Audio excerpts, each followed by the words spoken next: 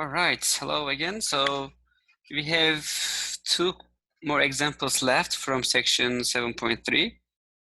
So let me finish those examples and then we will be done with this section.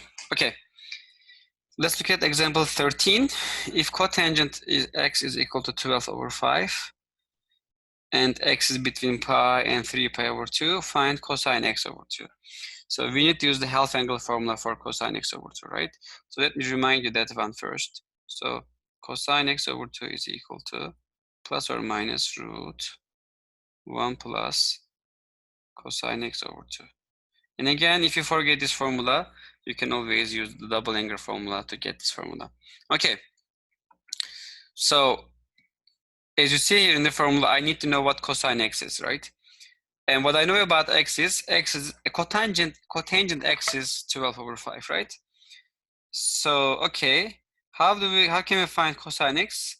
Let me draw the picture. Maybe I can draw it here of x.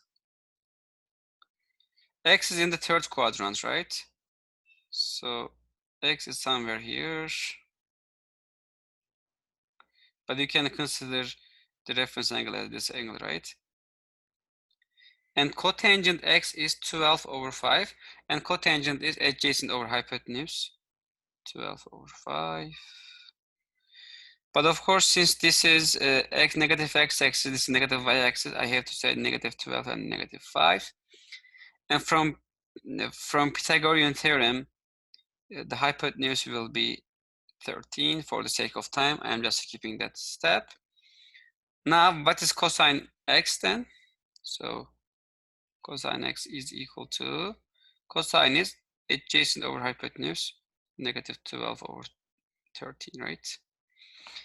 That's why cosine of x over 2 is equal to plus or minus root 1 plus cosine x. Cosine x is negative, right? So negative 12 over 13 over 2. So let's try to have the common denominator, plus or minus 13 over 13, right? Let's multiply 1 with 13 over 13. It will be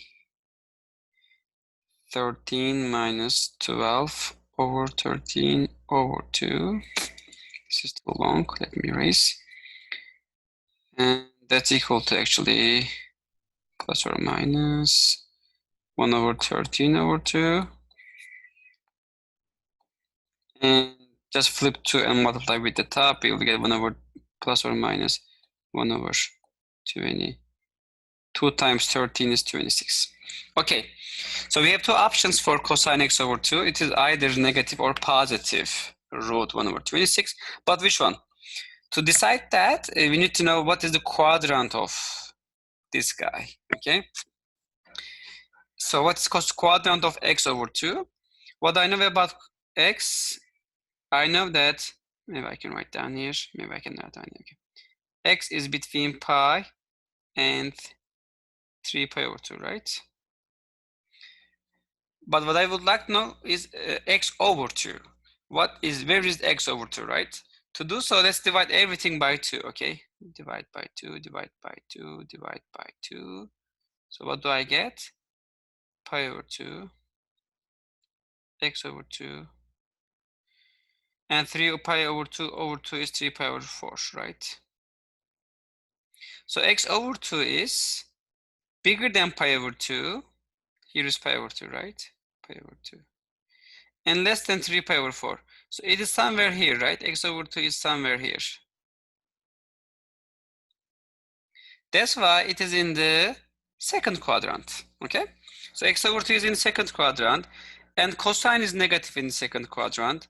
That's why the answer is, so I have to pick the negative value, right? Negative 1 over 20, root 1 over 26, okay?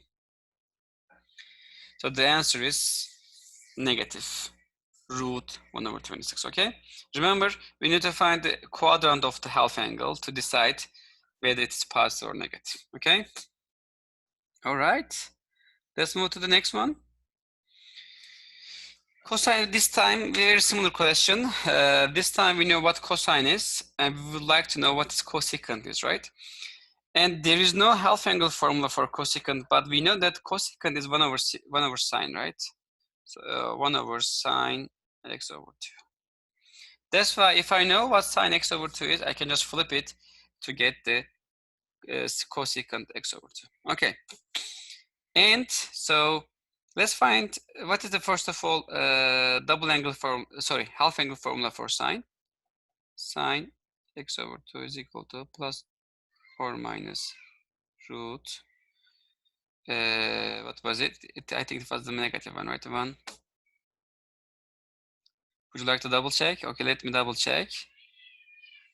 Let's go back to our notes and double check the formula. Okay, the 1 minus, okay, maybe I can also show it here. 1 minus cosine A over 2, right? Okay. All right, let's go to our page again. All right. So 1 minus cosine x over 2.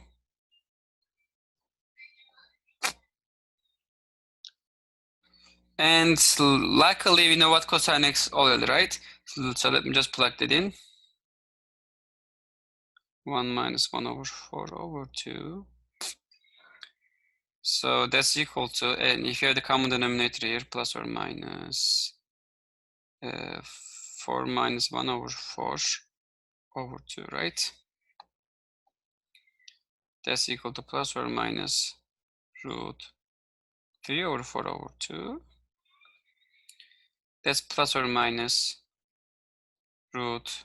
If you flip the 2, it will be 1 over 2, multiply with the top, it will be 3 over 8. Okay, this is what sine is, right? Plus or minus. But which one? Again, so which one? Is it plus or minus? And to decide that, again, we need to find the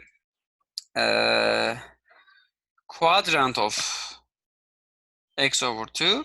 And I know the quadrant of x, right? This is the quadrant. X is in the third quadrant. So again, let me write down the inequality. X is between 2 pi and 3 pi halves. And to get the quadrant of x over 2, let's divide both everything with 2. So what will we have? 3 pi over 4 less than x over 2 less than pi. Which quadrant is that? X over 2 is bigger than, less than pi, bigger than 3 pi over 4. This is in the second quadrant, right? Quadrant second. And the second quadrant, sign is positive. That's why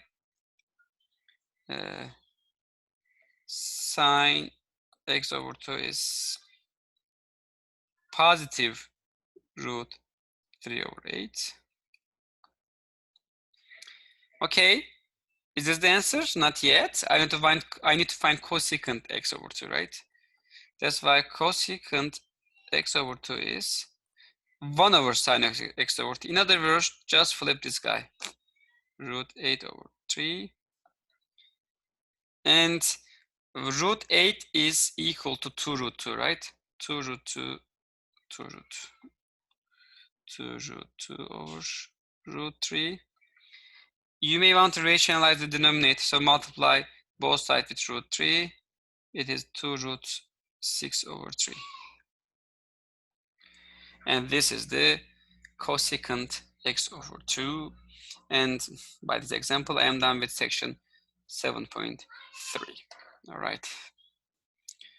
Okay, see you in the next video.